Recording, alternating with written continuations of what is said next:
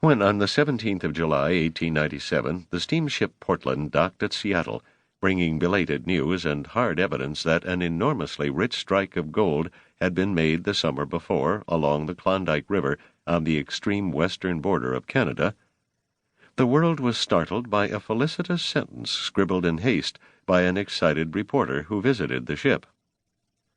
Instead of saying that the miners had reached Seattle with a huge amount of gold, or a treasure trove of gold, he wrote words that became immortal. At 3 o'clock this morning, the steamer Portland from St. Michael for Seattle passed up the Sound with more than a ton of solid gold aboard.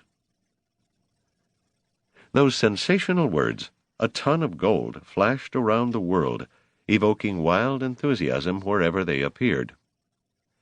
Across the United States and Canada, men who had suffered sore deprivation during the great financial panic of 1893 cried, "Gold to be had for the picking, fortunes for everyone."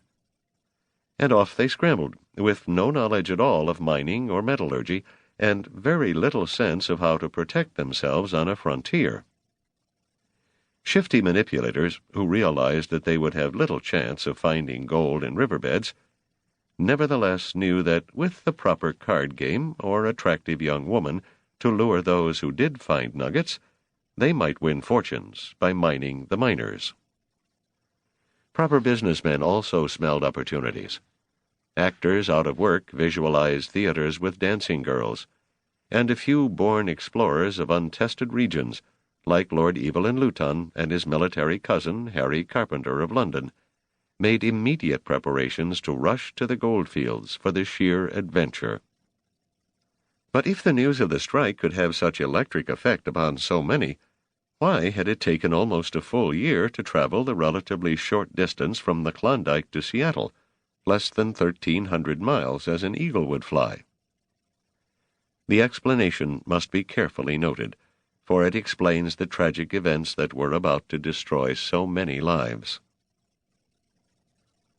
The Klondike was a pitiful little stream, too small to admit a boat of any serious size, and hidden away in one of the most remote areas of the world.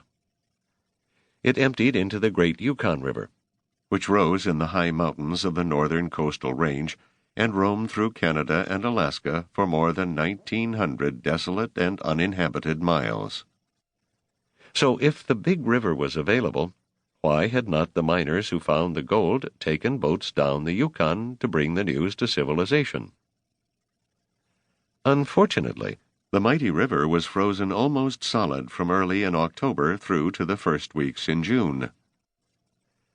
The men who had discovered the bonanza, and would profit from it, had made their strike so late in the summer of 1896 that they could not get down the Yukon until early summer of the next year. For nearly 11 months they had lived with their great wealth and their explosive secret. But now the genie was out of the bottle, and chaos was about to ensue. There were two other awesome facts about the discovery on the Klondike. Although the gold fields, and they were unbelievably rich and extensive, lay entirely in Canada, there was no practical way to get from the principal settlements of western Canada to the region. The only feasible route was through Alaska.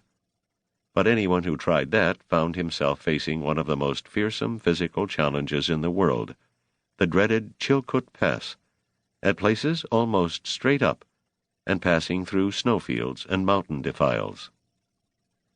And if he did negotiate Chilkoot, or the neighboring and equally formidable White Pass, which many failed to do, he then had to build himself a small boat from felled timber, to negotiate a series of deadly rapids and gorges, and make a long, dangerous sail down the Yukon to approach the goldfields from the south.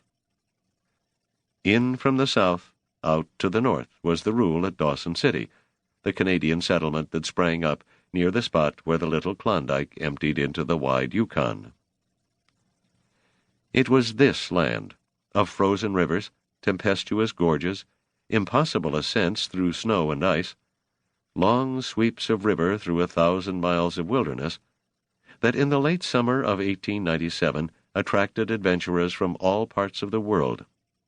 and not one of them, when he left Australia, or Indiana, or Ottawa, or London, anticipated the hardships he would have to undergo before he reached Golconda.